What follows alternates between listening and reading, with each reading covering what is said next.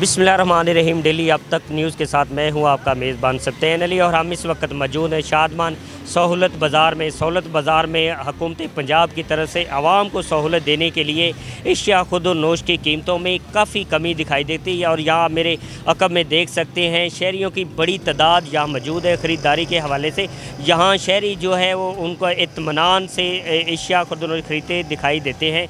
शहरियों का ये भी कहना है कि यहाँ चीज़ जो है सस्ती मिल रही है और उनको रिलीफ भी मिल रही है। जो बातें की जा रही थी यहाँ हुकूमत की तरफ से बाकायदा जो है आटे की वाफर मिकदार भी शामिल है और चीनी भी यहाँ दस्तयाब और फल और सब्जियों की कीमतों में भी काफ़ी कमी दिखाई देती है। आइए हम लोगों से कुछ बात करने की कोशिश करेंगे।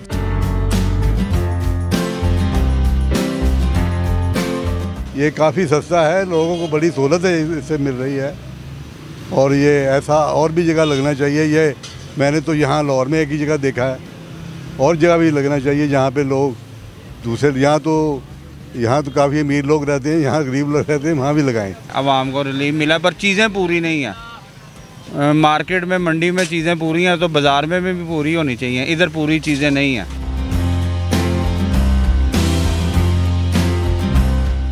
ये सहूलत बाज़ार लगने से कुछ आवाम को फ़र्क पड़ा है।